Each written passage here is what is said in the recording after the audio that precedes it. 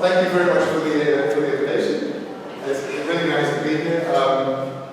Yeah, I have one of those semesters in which I don't have to teach, and I decided to do all the talks I can do. It's a lot to be here. This is a kind of a weird talk in the sense that it's a big, it really is a big picture talk. I skipped the thing on we feeding, that was in the abstract. So, collective intentionality. This is probably well known. Collective intentionality is the power of an individual, of individual minds, to be jointly directed at objects, matters, facts, states of affairs, goals, or values. That's just one of the definitions, and nothing hinges on a very precise definition. The philosophical problem of collective intentionality stems from two intuitive claims. One is that collective intentionality is not simply the sum or the aggregate or the distributive pattern of individual intentionality. It's more than that. You know, intending something to go, I don't know, to take a walk together or to paint a house together is more than just me and you having the same intention. And that is called the irreducibility claim. But the second claim, the second intuitive idea seems to be that collective intentions are had by participating individuals. All intentionality is somehow consists of intentions that only individuals can have. This is called the individual ownership claim, and the rejection of that would be something like the idea that there can be something like a group mind or a hive mind, as some people call it, or whatever. And that is, in the general sort of intuition seems to be that is a bit metaphysically spooky, it's a bit too much. So somehow we must explain what collective intentionality is by sticking to the idea that only individuals can have intentions, and yes, collective intentionality is more than a single sum. So the standard way of dealing with this problem is, what I call the strategy one approach, is to save both claims by being very specific about the modes or the contents of collective intentions. And we have we intentions, and we have we star intentions, and a lot of different technical resources are sort of used for this. I will not go into that, but the standard accounts are accounts by Searle, by Radboud, and by Tomasello. They're very different, but they all somehow do this. They specify modes and contents of collective intentions. There is an alternative strategy, and it's actually it's more widespread than you might think, and it's to go a little bit more lenient on the ownership claim. And but that means that you have to say something about okay, this hive mind thing that is mysterious. So we must somehow mitigate that sort of sense of mystery, but in different ways. Margaret Gilbert's idea of the plural subject is a way of doing this. I'm not sure how non-mysterious that is, the plural subject. Deborah Tollefson's sort of Dennett-like approach, Humean approach, the same thing, but these people tend to go in that direction. What I want to do in this talk is the following. First of all, I want to focus on collective intentionality only in very large groups. So I will not be talking about people taking a walk together, or people carrying a table together, or painting a house together, etc. I want to talk about whole societies. And this is because collective intentionality is usually used as a sort of scalar notion. That you can have collective intentionality with a diet. That two people who intend to go for a walk, and then you can scale it up to basically the whole societies. And that's generally what these philosophers started all this. What they do is they start with a simple case, and then the basic idea is you can analyze these large complex groups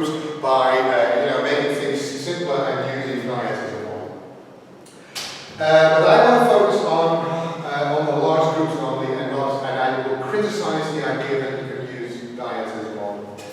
So I argue that the cultural evolutionary perspective provides a plausible way of fully defending a strategy to approach.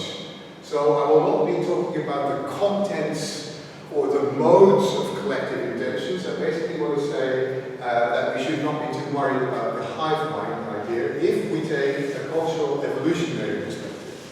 That's the sort of the main aim. And I will do this by criticizing a view that's not from philosophy, but that uses philosophy, the view by Tomasello, who is very big on collective intentionality, but not as a theory, not as a philosophical theory of how things work, but as a phenomenon, which he takes from philosophy, but he doesn't commit to a specific theory or any specific theory, although he refers to Michael Radboud quite a lot. And actually, I do think that secretly he is a sort of a Radboud. He drops a Radboud way of thinking. But his claim is that collective intentionality is what explains large group collaboration.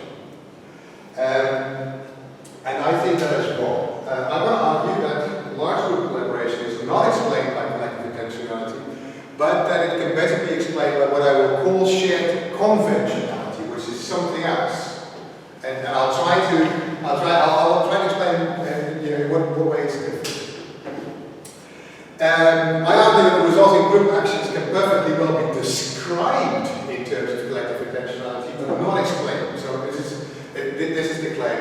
You don't explain group collaboration in terms of collective intentionality, but you can, once you have explained it in a different way, describe it as collective intentionality. Those are my aims. Okay.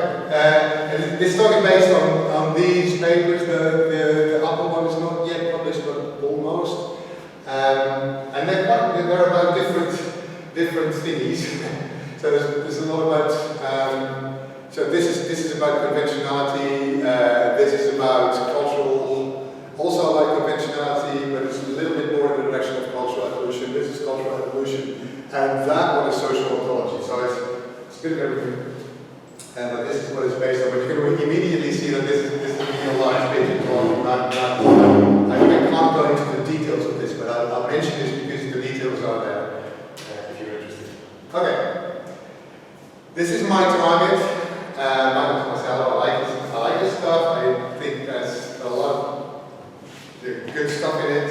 Very interesting, and I like the experiments that he's doing. But I'm not so keen on some things that he is big on, and he's big on the idea that collective intentionality is what is typically what distinguishes us from basically other apes is our capacity for what he calls shared intentionality. And shared intentionality is supposed to encompass both, like in instances of dyads collaborating and also collective intentionality in large-scale groups.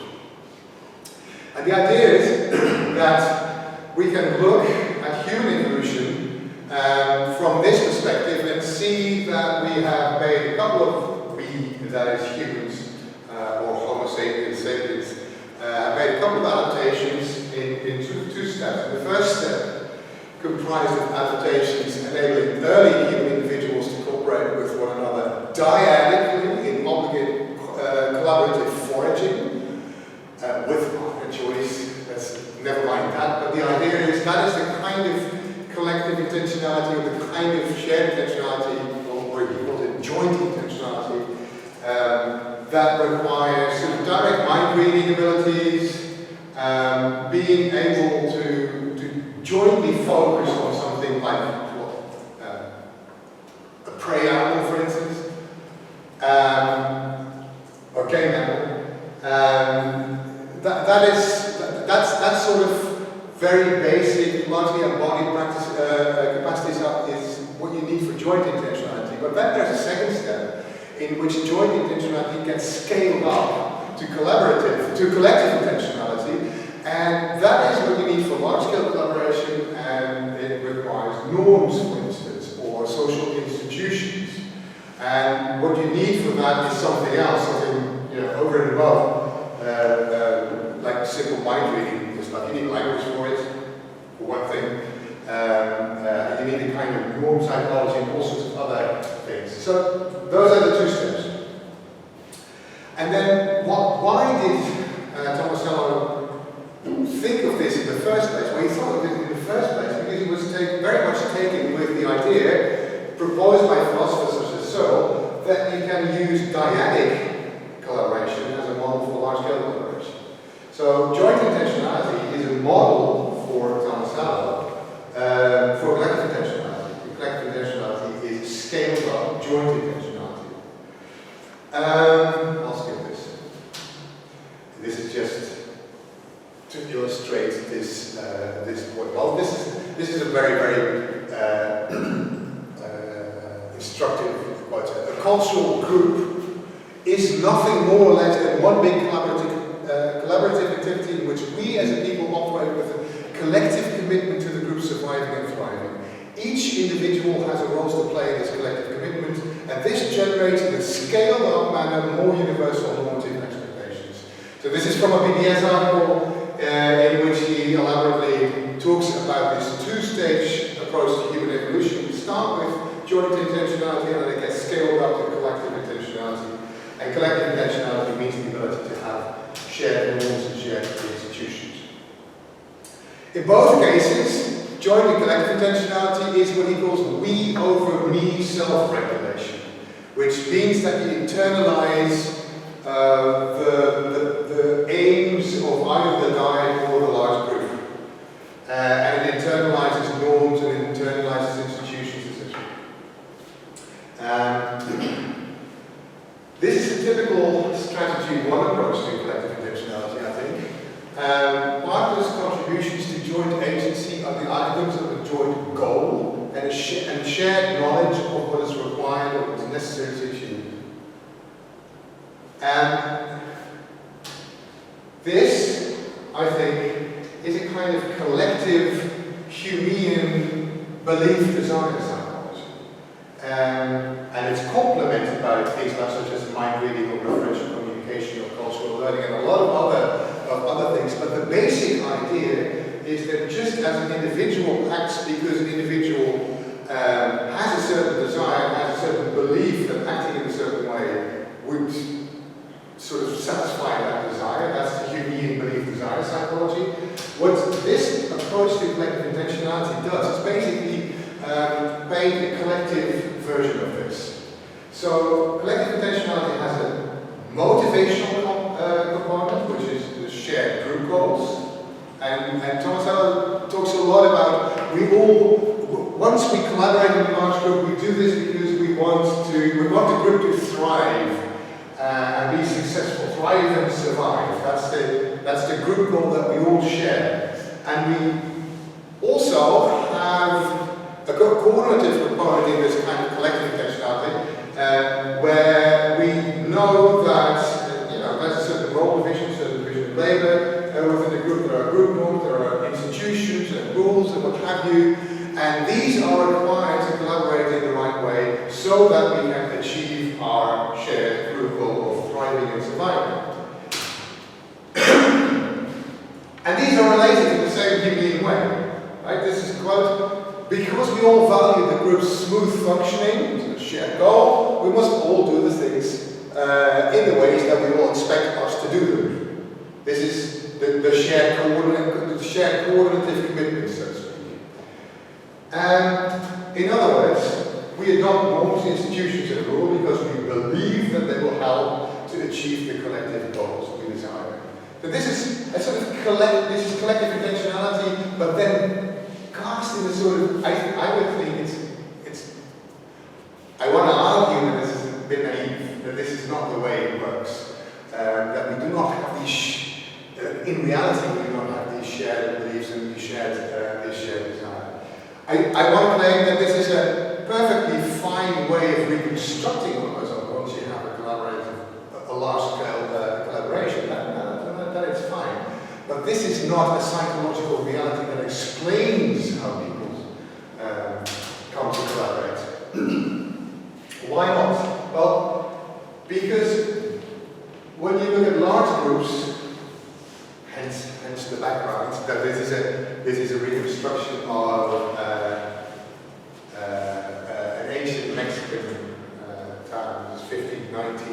or 1580 was probably 1 year before the arrival of Cortes.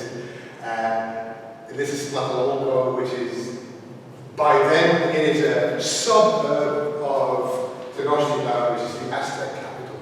That was a massive town. That was like 3 or 4 times Radboud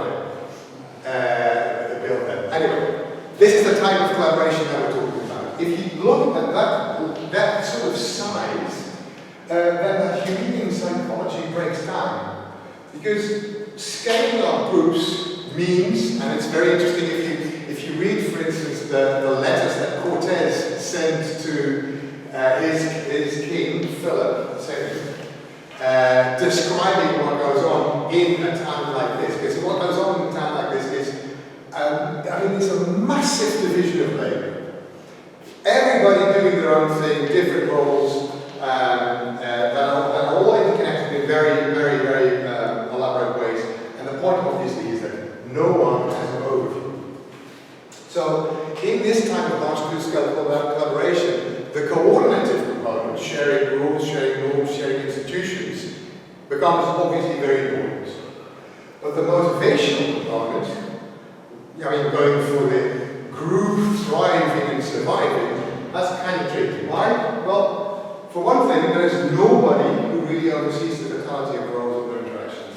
That's absolutely impossible. And in a town like this, that's pretty obvious. But even in small villages, it very quickly becomes basically too much to oversee all the way in which different roles interact. Individual contributions to the group level effects are unknown. Yeah, so you're a priest who works in a temple here, or you are a market salesman who sells hides or corn or whatever. What is your contribution to the thriving and surviving of the group? Yeah, that's just basically very hard to tell. And it is even not clear what will happen. Well, it's probably clear that what will happen if your little individual contribution is taken out of the equation because, I don't know, you die or something. Once that happens, what's the effect on the group thriving and surviving? Well, in a society as large as this, probably nothing. So that makes your individual motivation to the collective effort kind of weird to construe in Humean terms, right? Do I sell my market stuff, or do I fulfill my priestly duties because I believe that they contribute to the thriving and surviving of the group? Well, very probably not. At least that is not a psychological reality. You can reconstruct it as such, but this is not what makes us tick.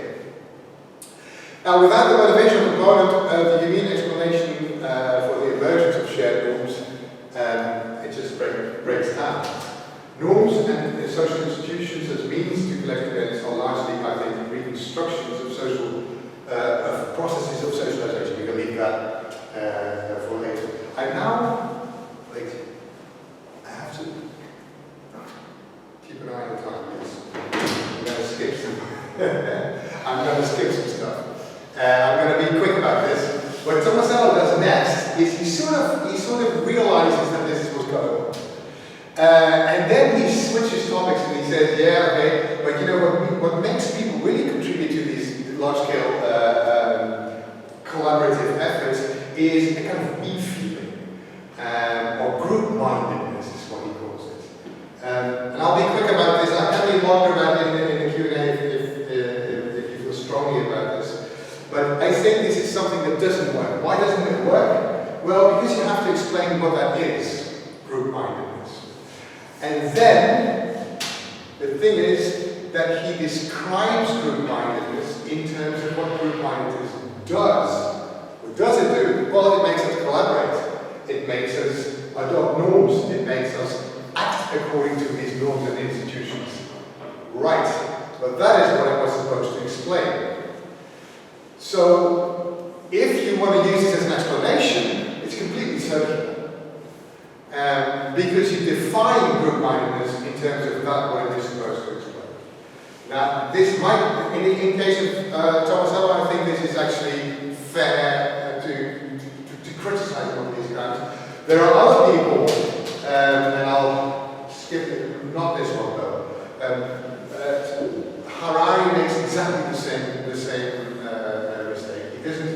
doesn't call it we-feeling or group-mindedness, but he calls it collective fictions.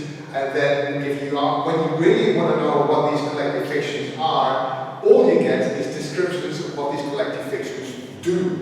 Okay, fine, but that's not an explanation. So, and I'll skip this. There's more to be said there. There are more sophisticated notions of group-mindedness based on affect rather than on beliefs. But the long story short is those will not do the trick. For different reasons, but I'll leave. Now I want to talk about, basically, what I said, okay, so what Tomasello does is he thinks collective intentionality is something that we can explain in terms of collective Humean psychology. That's naive, that doesn't work. How does it work then? Well, let's start with what I call default role coordination. Role coordination is basically the coordination of people in large-scale collaborations, and you have to think of economic division of labor, and you have to think of the different roles people play in social institutions. And there are a lot of social institutions, especially in societies such as these, or societies such as ours, but that's the bottom line. Different people play different roles in large-scale collaboration, and the roles need to be coordinated. For one thing, needs to be decided who does what, and needs to be decided once we know who does what, how do we interact? How does the baker find the farmer to buy his grain from, or he probably has to. So the baker has to find a miller to buy flour from. The miller has to find a farmer to buy grain from. The farmer has to find the baker to buy bread from, etc., etc. So everybody plays different roles. How do you interact? That's also a coordination problem. I would argue, and this is something that I know will go too quick, but otherwise I won't get the big story, the big picture out. I want to argue that we need second-order correlation devices for this. Very briefly, I want to argue that things like etiquette, dress codes, and architecture, but things that I will generally refer to as stylistic conventions. Conventions that people think of are trivial and have no coordinative role to play, but they're actually very important for this. Okay, why? And this is going to go relatively quickly, but it's the way it's supposed to be. Some coordination problems require what is known as correlation devices. So think of this coordination problem. One of the two has to stop. It's not clear which one has to stop. And this you can make a sort of payoff matrix out of this. If they both drive on, that's really bad. If they both stop, that's not so bad. But if one stops and one drives, that's good for one but not for the other. This is basically the situation, but it doesn't tell you who's going to do what. It's quite clear that they will be careful because they want to avoid collisions. But then, who drives? What really helps here is to use a traffic light, which basically says who can go when. Because then you have a new set of options, which roughly, when everybody sticks to the rule, okay, I'll stop when the light is red now, drive when the light is green, it gets you what you want. So this traffic light is what is known as a correlation device. Okay. This doesn't help us yet, because this type of coordination is not the type of coordination that you want to sort of, that is prevalent in large-scale collaborations. Why not? What is prevalent in large-scale collaborations are what is known as complementary, complementary coordination. Division of labor is what it's all about. People playing different roles. So can correlation devices play a role there too? Well, yes, they can. First, this is an example of, a very simple example of how you can model division of labor in game theoretical terms. It's fairly easy. There are two tasks and two players. if both players only do one task, that's sort of really, really bad because both tasks need to be done. They can also do both tasks, and if they both do both tasks, that's fairly good. But obviously, it's best if they specialize in one does task two, the other does task A. One. Yeah, that's the best situation. So this is basically to say you can model division of labor against the radical terms too. Now the question is, can you use correlation devices here? Karen O'Connor has written this book. It's called Origins of Unfairness, and she says yes, you can do this. And actually, it is done quite a lot. And she argues that markers such as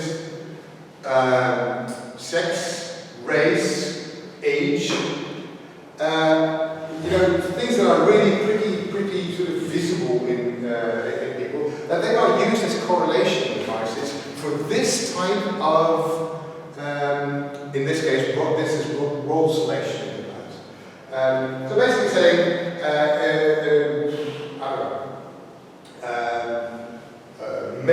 for instance, gender division of labor, which is something you find across the globe everywhere. It's not the same division, but it is there all the time. Why is it there? Well, because you can use sex in this case, not gender, but actually sex, as a correlation device. You can say, the women go and do blah blah, the men go and do blah blah, and then you have a division of labor based on these markers.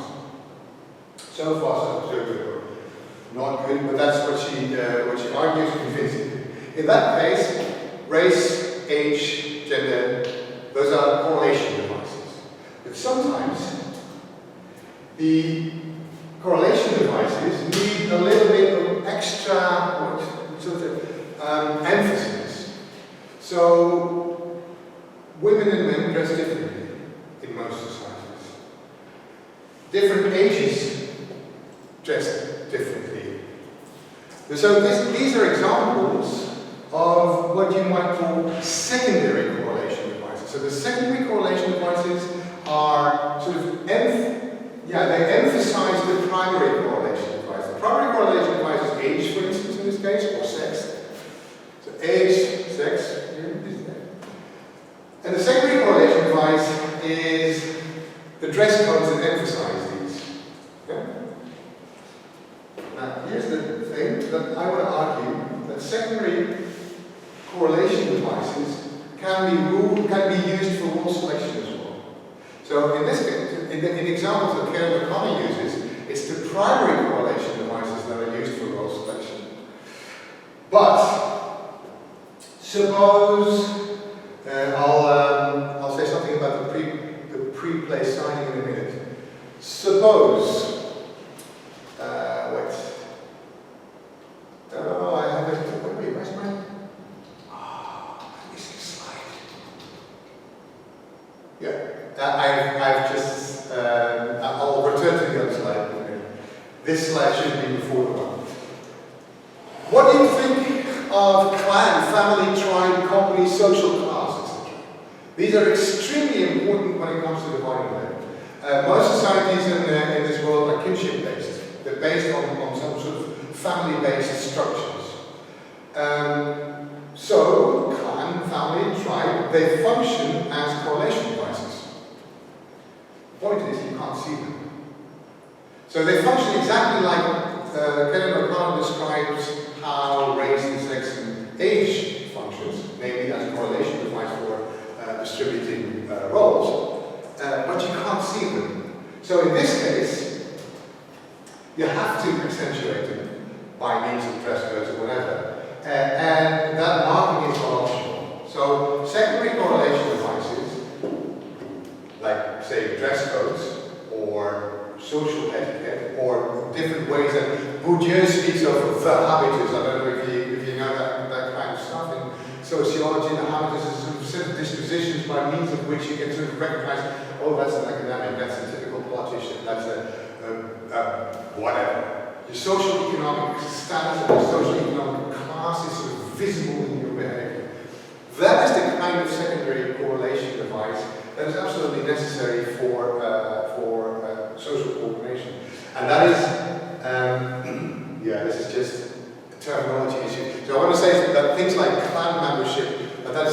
virtual correlation device. It is what's doing the trick.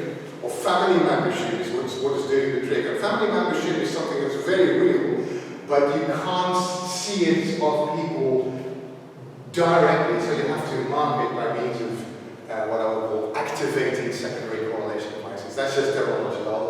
I'll leave it for what it is. So this is the way in which the use of seemingly trivial conventions is very important when it comes to coordination. This is role selection, but in role division you have a similar sort of situations.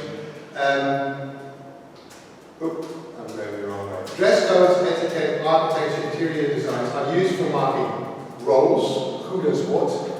Transactions in role interactions, like opening or closing a meeting, or toasting, or we have a lot of sort of symbols, so to speak, for that. Locations for specific role interactions. The architectural cues are used to show where what is going. So we have all these occasions, obviously. So we have all these markers, so to speak, that are extremely important for social coordination. Now, I want to use a comparison to sort of make the point. So if you look at the game of chess, people didn't think of it as, that's just the rules of chess. But that's not the case. There are two sets of rules, and they are logically separate. That's, on the one hand, you have the rules of chess in terms of a rook is supposed to do whatever it is. A bishop is supposed to move like that. A king is supposed to blah blah blah. Describe the roles of the individual pieces and what they're allowed to do and what they're not allowed to do. Those are the rules of chess.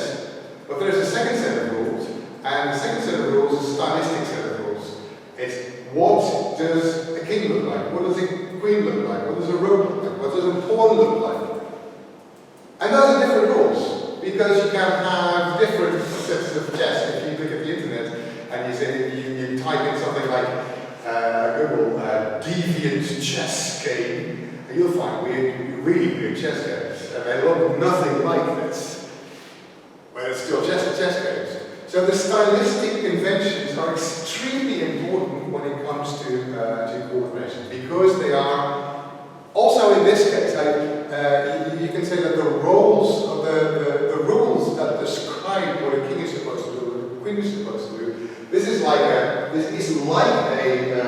virtual correlation device, but it has to be brought to life by means of stylistic conventions. And if you don't use the stylistic conventions, you can't play chess. At least most people can't. Some people can actually do this, but most people can't. Okay. Now, what I want to argue, I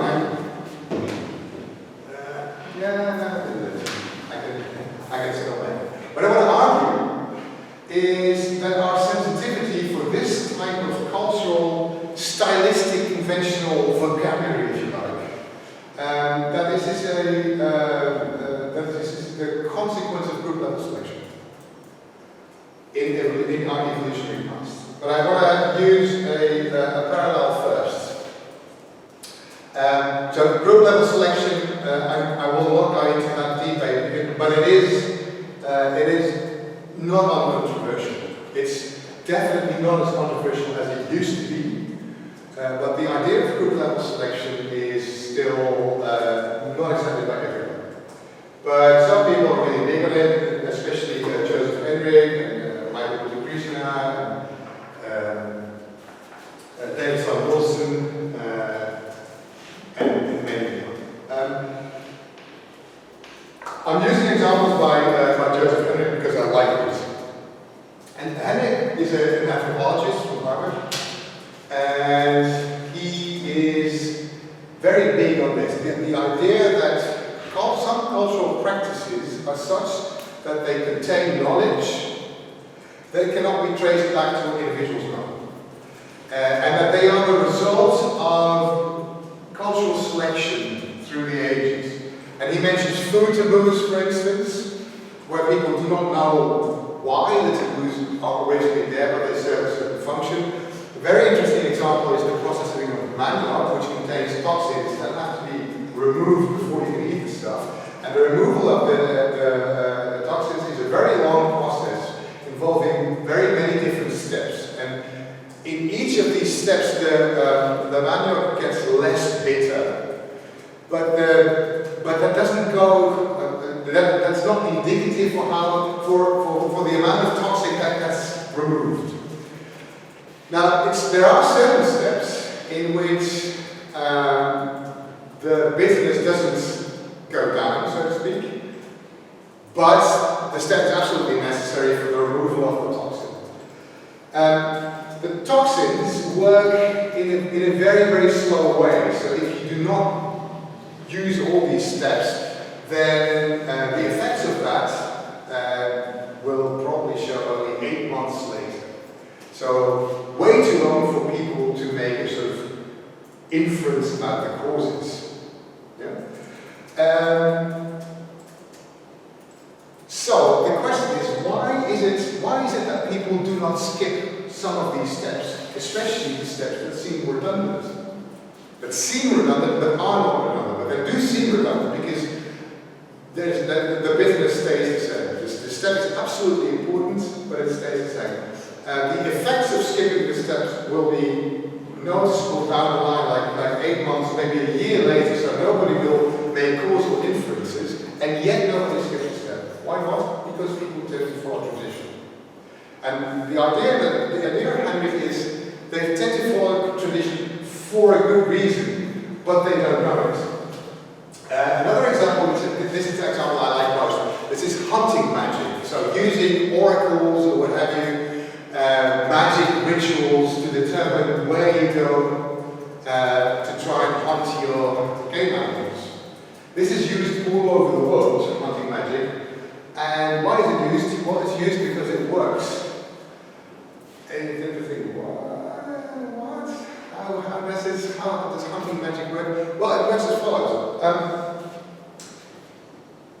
Hunting magic can be modeled in terms of what is known as a matching pennies game. So it's good for the hunter to be there where the animal is, and it's good for the animal to be there where the hunter is not. And you can model this in terms of what is known as a matching pennies game. You have 2 coins. We put both the coins on the table. If it's heads, heads, or tails, tails, I win, suppose. So this is like the hunter being there where the animal is. If it's heads, tails, you win. Or tails, heads, you win. And that's sort of, that represents the animal's interest, so to speak. What's the best way to play this game? Absolute thorough randomness. No patterns whatsoever. Human beings are really bad at showing absolute randomness. Why? Because, well, there's a very good evolutionary reason for this. You have to be more or less predictable in order to be to collaborate. So humans tend to think like, last time I saw the antelope there, so that's where I'll go look next time. We are patterned beings, and animals are really good at picking up on this. So we have a disadvantage in the game with the animal. So what should we do? Throw in some randomness. How do we do it? Hunting magic. So these are examples of cultural practices that are really good for the group, but that are causally opaque to the individuals who contribute to them. They don't know why it works, but they just do it. And it's good to have that kind of mentality. I call them blind smart practices, and they hinge on a lot of psychological tendencies such as strong reciprocity, so not strategic reciprocity, but just, if somebody does something good for you, you do it in return, period. Basic trust, a tendency to follow tradition, is everybody familiar with overimitation? So do you know this kind of stuff? Okay, good. Overimitation, very, very, very important. Role modeling, and there are a lot of other psychological tendencies as well. I will summarize these attitudes as attitudes of conventionality. Basically, being sort of a mindless group animal. Okay, and what I want to argue, obviously, is that this conventionality is behind our sticking to these cultural stylistic conventions that function function as secondary correlation process. And that actually takes care of the coordinative component of large group collaboration. So it's not that we share our beliefs about how institutions work. It's not that we share our agreement over the norms that we all adhere to. It's much more basic than that. It's basically, as a kind of blind smart practice, following the kinds of physically present cues that allow us to behave in ways that we can describe as following norms or as contributing to institutions. Okay, and now, so this is the first part, and I'll come to the second part. No, wait, it's not first part of the talk. This takes care of the coordination part of large-scale collaboration. I'll get to the motivation. So this is a picture of what I think large-scale group collaboration should, how you can model it. There's basically role divisions, economic division of labor and cultural institutions, but basically different people doing different things in coordinated ways. There are these second-order correlation devices, stylistic conventions, and they enable the way we do this. Excuse me, what is DRC? That's default role coordination. That is, DRC is this story. It's basically when we play the game of chess, we no longer think about the stylistic conventions. They are in the back of our heads. But we do use those rules. But it's that kind of because the styling of chess is not the essence of chess, but it's absolutely necessary to play it, and it's a kind of it's the crutch that we use in order to be able to use to abide by these rules. That is the default role coordination stuff.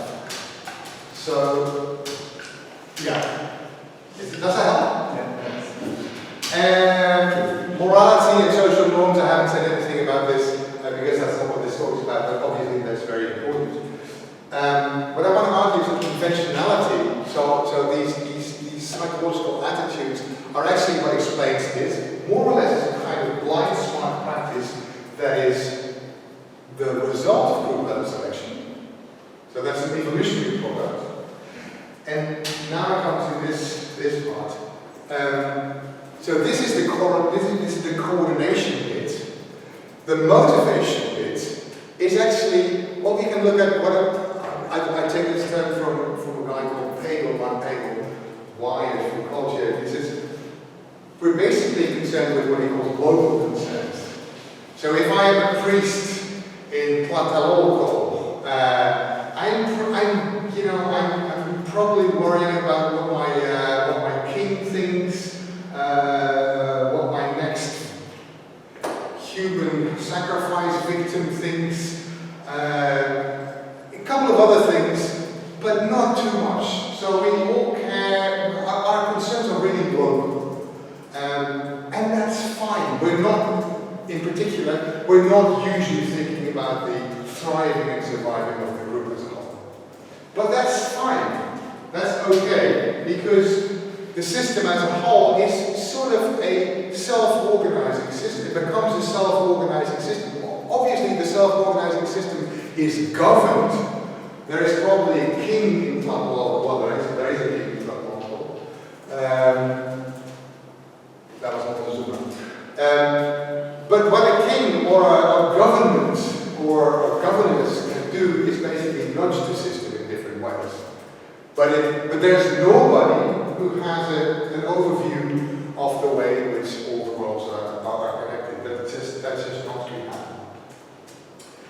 Okay, so now Tomasello's Humean picture has been abandoned. Now group level goals, collective desires, are replaced by local concerns, and group level beliefs are replaced by what I call default role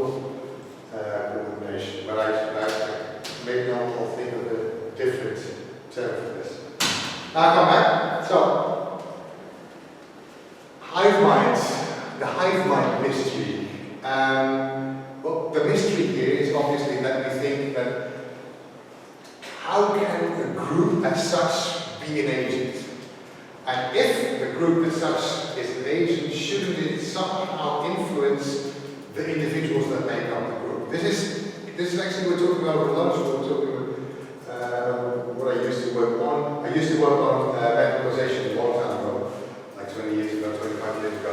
It's the same structure. In the medicalization debate, you have the same kind of problem. Ultimately, it's the physical stuff that has to do the work. Ultimately, if you believe in supervenience, the supervenient property is constituted by the physical properties. And how can the supervenient property be something that is something over and above the physical properties? He has exactly the same problem. How can the group be something over and above the individuals that constitute it? That's ridiculous and that's not unbelievable. But I think that if you look at this from an evolutionary point of view, and you look at the group level selection of conventionality, that this is not mysterious at all. It's so that I think that but this is only something that applies to large scale group collaboration, right? This doesn't apply to dyads or small groups, but groups that have an evolutionary past and an evolutionary explanation of why they collaborate in certain ways. There's nothing mysterious about that. So the Henry examples of how hunting magic works, or how the processing of banyan works, all kinds of causally opaque cultural practices work. There's a really good explanation for how that actually works. What it requires of individuals is that individuals are a bit stupid, or not the super autonomous rational beings that some people think we are. But that's all that's required for him. It seems to me that seems very realistic. So the idea of the mystery is sort of taken out of the hive mind thing once you throw in group level selection and cultural evolution. I'll skip this.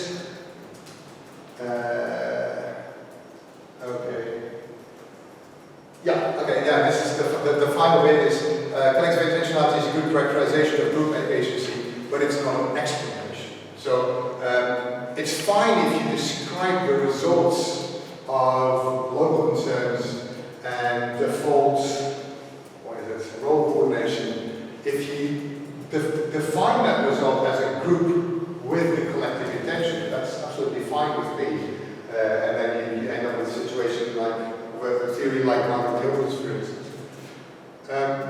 So that's fine, but you can't say that it is collective intentionality that explains why the group does what it does, because that's not the way it works. Maybe if I have I can do this within an hour. So the cultural niche, and this. I mean, the niche with the stylistic conventions I talked about, to which we are attuned, is part of our social identity. And I think this is more important than we realize, and that is sort of the motivation behind this whole project, is that when we look at cultural frictions, there is a very strong tendency to look at differences in values, differences in religion, differences in beliefs, etc. But never to look at differences in these stylistic conventions, whereas I do think that they're very important. So this is, when was it, 2009, I think. In Switzerland, there was a referendum on whether or not they should ban the building of minarets in Switzerland. And at first, it didn't have a chance, because why would you vote against an architectural convention? And then at some point there was somebody who said, yeah, no, but these minarets actually sort of represent something, and what they represent is the will of Muslim people to impose Sharia in Switzerland, a whole completely over the top story. But people were very eager on sort of picking up on this and said, yeah. So in the end, 57% of the Swiss population voted against the building of minarets, even though at the time of the vote there were 4 minarets, not 7, but 4 minarets in the entire country. So this shows you that there is something that people feel very strongly about, and it hasn't got anything to do with the Sharia or whatever, because that was not voted for. It was a vote against a stylistic invention. Same thing, refusing to shake hands with the Muslim school children who refused to shake hands with a teacher. Same sort of thing. This is an example from Holland, in which an island, which is an interesting case, in which there were elections, and there were 2 parties on the island. There were actually more parties on the island, but 2 parties won with both exactly 604 votes. And they wanted the same thing, politically speaking, so there shouldn't be a problem, but obviously one was located in the east of the country, or in the east of the continent, not in the west, and they have different traditions, different etiquette, slightly different accents, and that was enough to make, big. That was a crisis on the island, because it wasn't clear who was going to control the island. Final example, and then I'll stop. This is 2001, after the Brits had gone metric, so had switched from pounds and ounces and stuff to kilograms and grams. There was resistance, there was a lot of resistance from, especially from a market salesman called Steve Tobin. And Steve Tobin refused to weigh his stuff. He sold vegetables. He refused to weigh it in kilograms and grams, and he sold a bunch of bananas in ounces, weighed in ounces, for, what was it, 36 pence or something. He was arrested for it because it wasn't so many this time, and he just didn't. And he was arrested, and he went to court, and there was a sort of 3-year lawsuit, and people thought that he was a metric martyr. And other metric martyrs stood up, and eventually Tobin died, but others were really jailed. And it was just over an incredibly trivial convention. And then you think, this is 2001, so after a while people get used to it. Well, last year, when Boris Johnson stopped? 23, right? In 2023, Boris Johnson, just before he stopped, like a couple of weeks before that, his approval ratings really plummeted. And sort of in a desperate gesture, he thought of reviving the imperial system of weights in Britain, quote, to bring back British culture. So people feel very strongly about these conventions. I hope I have contributed to explain why that is. So these are things that are sort of messed up. Okay, and then I'll stop. Thank you.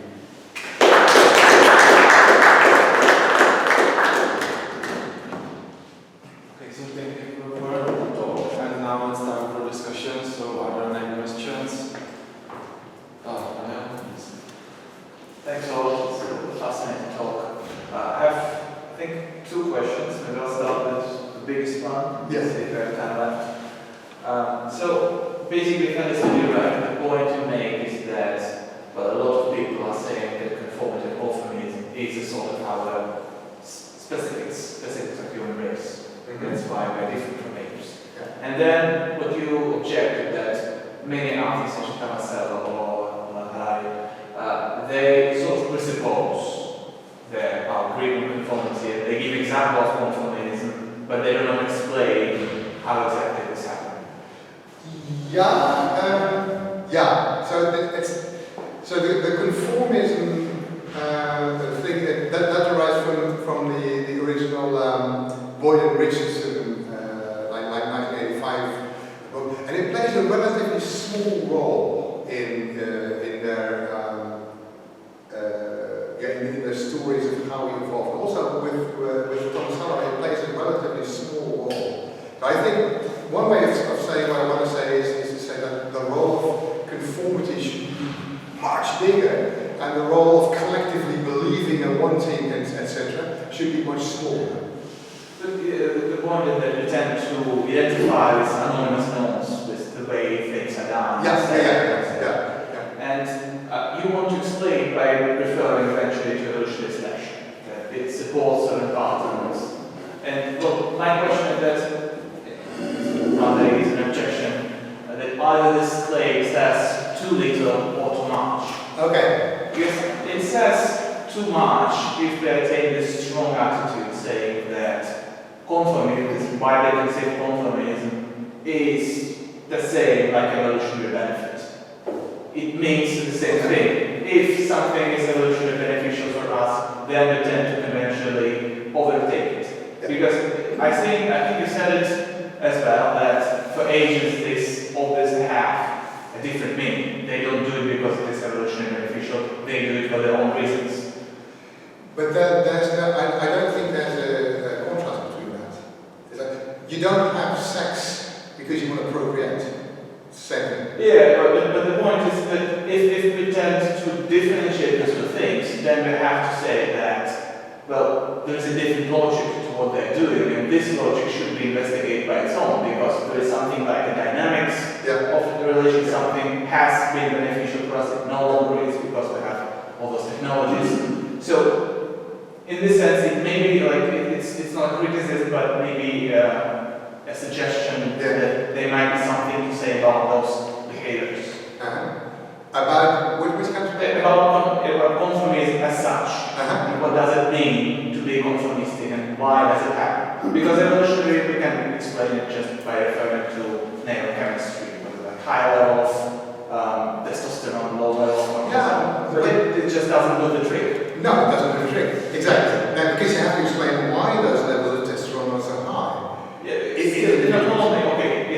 It was beneficial for evolutionary selections. Yeah. But then there is this passage to agents themselves and the meaning of conventionality for them, and it is necessarily different from this preceding step. Absolutely. I agree. So the meaning, the meaning from the individual perspective is different than the evolutionary function it has. Yeah, I agree. It also is more important in a certain sense, because it will help us to account for the dynamics, and evolutionary selection does not. Yeah, I agree with that. Yeah. But where's the problem with that? No, it's a question whether you retain a strong position, which would be problematic by my lights, or if you allow for this collaboration with, let's say, other sciences like anthropology. I want that, and then you think it's not strong enough.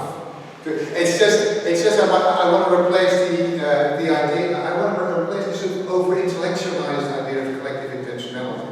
That is the main aim, and I'm not sure if I see the objection yet. But if you say that the evolutionary function of this type of conventionality is one thing, and the way in which people actually experience it is quite another, I agree completely. And that's probably also, that is like the examples that Henry offers. The way people experience it is, this is the way things should be done. Period. And the evolutionary function of that, they have no idea about that. Yeah. But I'm not sure if I address your question. Okay, there are things that aren't be done by man from my perspective. And, well, it's not like evolutionary selection functions as this double bottom, which explains why I agree with you. So I have better reasons to do things that I do. No. And those are not translatable into the language of selection. They coincide temporarily. At a certain period of time, it was beneficial for me to do things that I do.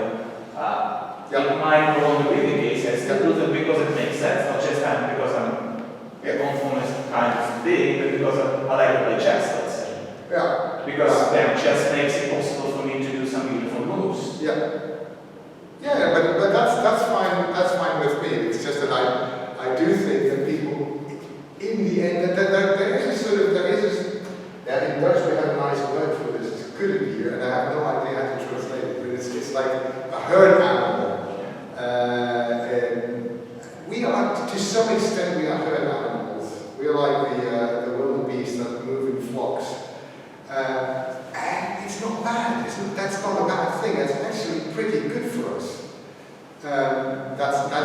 and it's the story I want to say is that that does the trick of explaining logical collaboration just as well as, or maybe better, or in a more realistic way, and in a less intellectualized way than the collective intentionality story that Tomasello wants to tell. That's all. But I'm not sure. I'm still not sure if I understand your objection completely. I mean, we could go on. Yeah. I don't want to occupy So I'm going to go to bat for Tomasello here and see what you had to say in response. So you characterize, or you say that his account of collective intentionality at best characterizes group agency but doesn't explain it. Yeah. But is that what he's after? I mean, it seems to me that what he's after is explaining the origin of human cognition, Yeah. which he thinks is typified by the ability to entertain the true as what is the case for everybody, and the moral is what applies to everybody. And the view is you can only entertain the true and the moral insofar as you can think of everybody, and then that requires collective intentionality. So group agency comes in the sense that he's, tells this story about how you get this ratcheting process from dyads and small groups to this bigger thing. But is he really trying to explain group agency in terms of collective? Not group agency, but he's trying to explain large-scale collaboration. And whether or not that's group agency, he wouldn't say it is. We would say it's not, because he's definitely a strategy one guy. Very individualistic, very, very much at the level of individuals do. So he wants to stay away as far as possible from this hive mind-like approach. I'm not particularly keen on hive mind either, I should say. It's just that I think that by introducing group-level selection, which is something that Tomasello does not, he doesn't talk about group-level selection. But by introducing group-level selection, you can somehow acknowledge that individuals contain psychological motives that can only be understood from the level of the group. And that, I think, gives you another way of looking at collective intentionality, not as something that you have to explain in terms of weird kind of contents or modes or whatever, which is something that Tomasello is committed to, but he doesn't say anything about.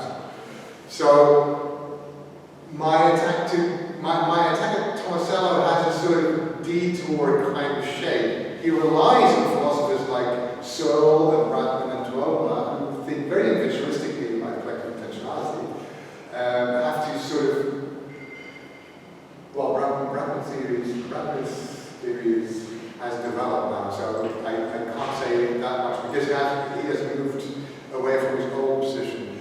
But I tend to think that that way of thinking about collective intentionality just simply misses a couple of options that I think are very interesting to throw in. So maybe I'm too hard on Tomasello. Well, I appreciate that, Frank. That does help me see that you're really targeting these individualist approaches to that kind of thing. Yeah. And I have to say that in terms of the positive view, I think it's great. I mean, I'm definitely going to read some of the stuff you've done because this looks like something that really is potentially fruitful. So I'm with you for I think most of it was just sort of line. Yeah, no, very, very helpful, very well. And I'm probably too hard on Tomasello. It's just that I get annoyed by the rhetoric of saying that collective intentionality explains our becoming human. If it has the power to explain that, we have to be able to explain what collective intentionality is independently of what it does.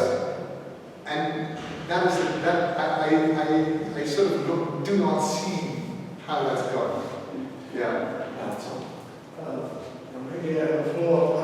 It seems to me that your case might be even stronger, although I like white stuff. So you said at one point that the problem is not the main problem, is not the coordination aspect of the problem, because Tomasello can account for that, because he can account in a plausible way for the evolution of norms and institutions.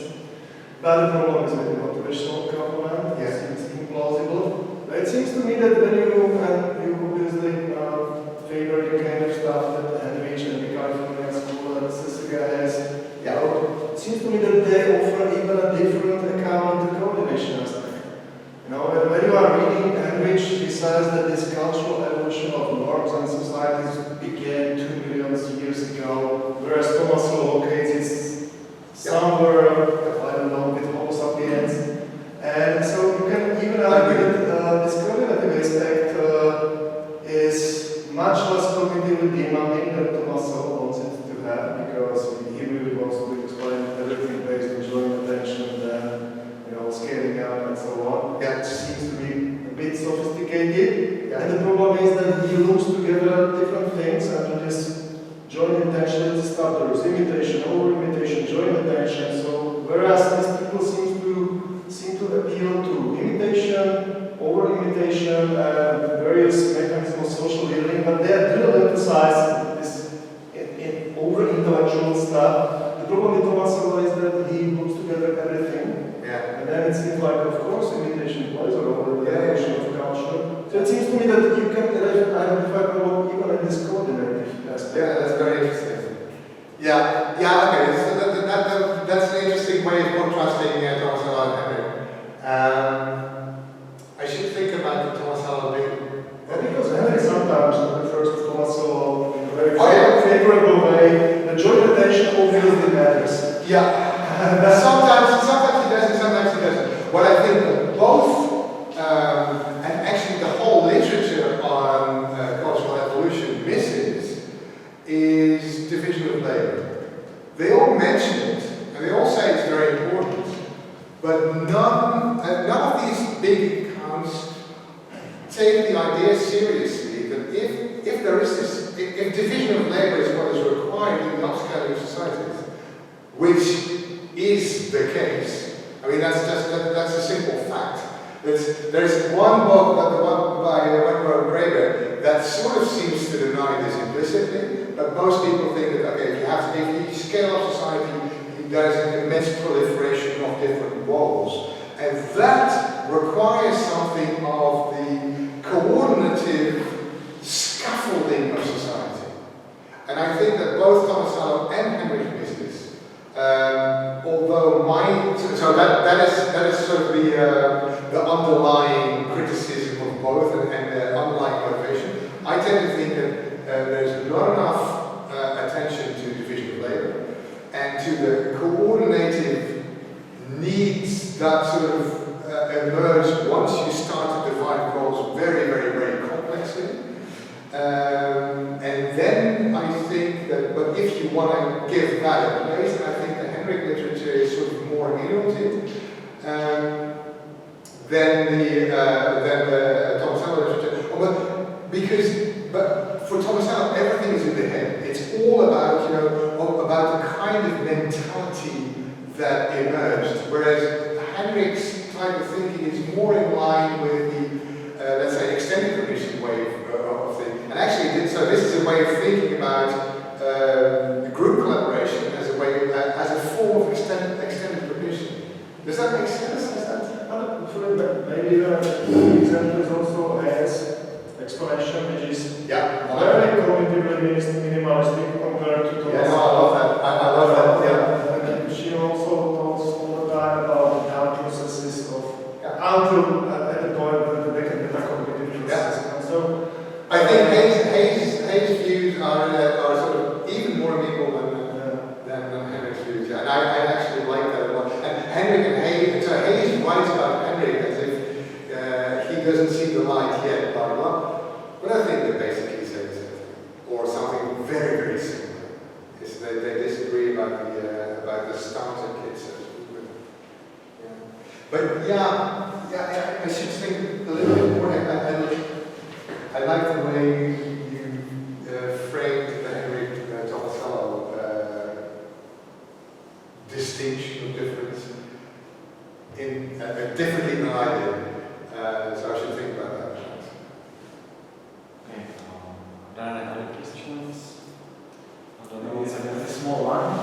So my question is about this your argument about city, I think that the idea of collective intentionality as a self-standing type of intentionality, I feel that it is comparatively a new kind of focus that for the most part we have concentrated on subjective intentionality, subjective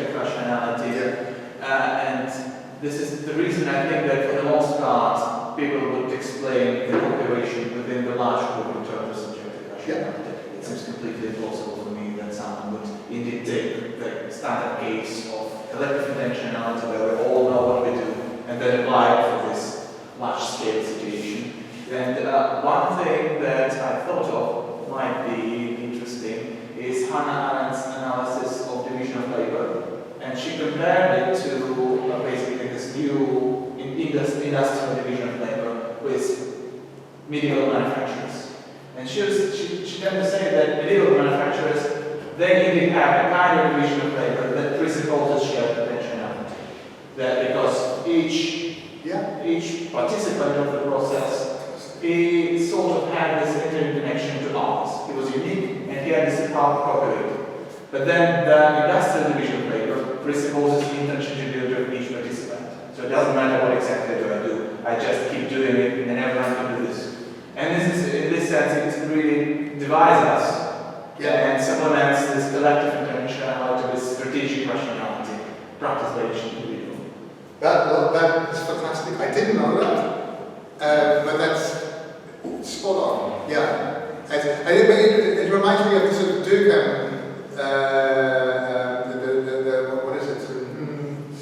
What is it? Kinds of solidarity.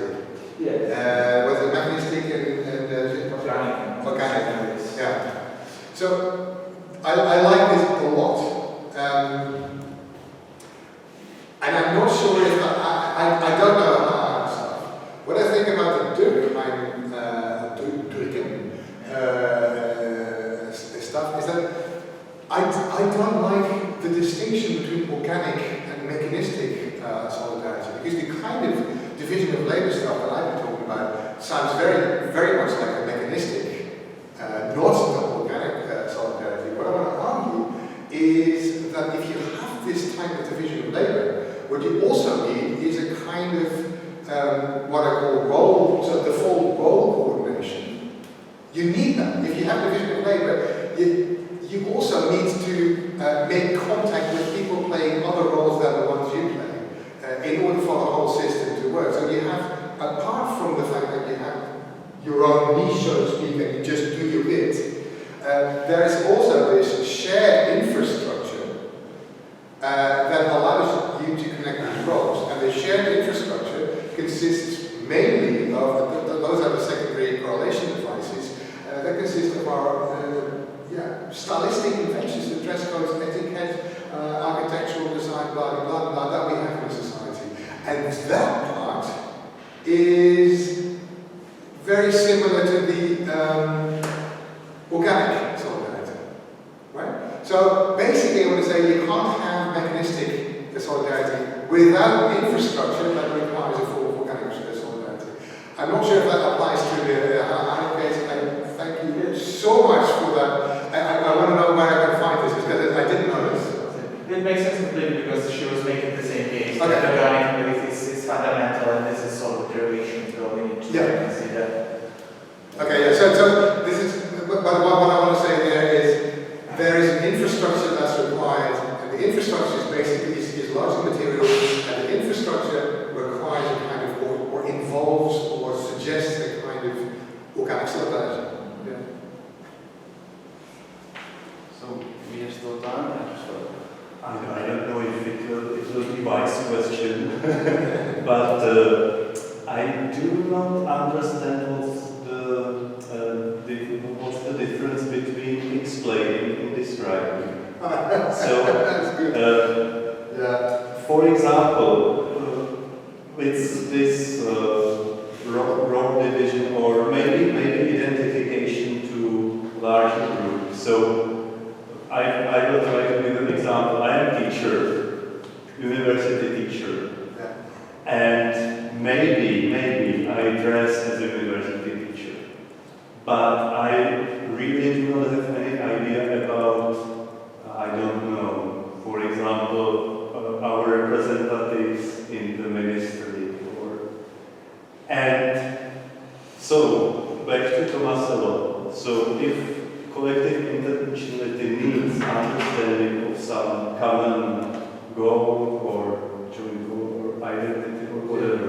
I do not think that we, in some large enterprises, I try to give an example, so I really do not think that we have connection to such large entities. Yeah, So I do not think that it's even a good description. Like okay. Okay. So this is what I didn't get. So why do you think it's a good description but not explanation? This is very interesting. My answer, I got the same question in Copenhagen. And my answer there is, I'm now not sure whether this is right. My answer is for strategic reasons. To just not be too deviant relative to the existing literature, because everybody calls this collective intentionality. So that's the reason why I would say, as a description, it's still okay. But what you're saying now is that, if I'm being more true to what I say, I should actually be saying it's not even a good description, it's just misleading. And I decided this is the second time I got that question, so I should rethink that probably. But would you say, would you be okay with that? Yes. Oh, fine, thanks, okay. Yeah, great. Yeah. Wait, so can I push back on that? Yeah. Because maybe I don't understand the problem, right? But, I don't dress like every professor in a university, certainly like in the Czech Republic or in the United States. And I don't know that I know what like the average politician dresses like. But when I walk around a big city and I see somebody who's in a particular kind of outfit, I can make general things like, oh, that's how bankers dress, or this person's a professional of some sort, he's not a blue-collar worker. And I can see that as part of my culture. Even here, I can see that as part of like my, some real general sense of part of like a culture that I'm a member of. And that's all you need from collective intentionality, right? Like, this is how we, in a sufficiently broad sense of we, dress in those kinds of roles. And sure, that's not my kind of role, but I'm a member of a community that includes people who dress like that, and I can understand that. Well, what's wrong with calling that a kind of collective intentionality? Well, I'm not sure that I really follow the definition of collective intentionality sent through Tomasello, but I thought that like you should be able of explicitly to say, for example, which goal you share with the other members of the society you are collaborating with. But most people are really, well, they might, for example, behave like that that it's sensible, that they are not making misbehaves, that they really follow some goal, but if that is opaque, I do not think that it's collective intentionality which can be mentalistically and linguistically captured. And as I understood, this is what is the core of Tomasello's definition. So this is basically that I think that this what you mentioned, etiquette, dress, interior design, that there is so much that it's such a big problem that I really do not think that it can be captured by collective intentionality in mentalistic terms. No, not in mentalistic terms, no, absolutely. But I tend to think like Bennett in this, and maybe I should have said it in class. So I have a sort of intentional stance way of thinking about this, and if somehow you can understand the behavior of the group in terms that say, the group is acting as such and such a way towards its environment. I'm fine to call it collective intentionality. It's just, it doesn't explain anything. But if you say, oh, that's a bit much to call that intentionality, and if you say that is not what Tomasello means by collective intentionality, then I agree. The thing is, intentionality is such a way it's and the way the psychologists use it is different from the way philosophers use it.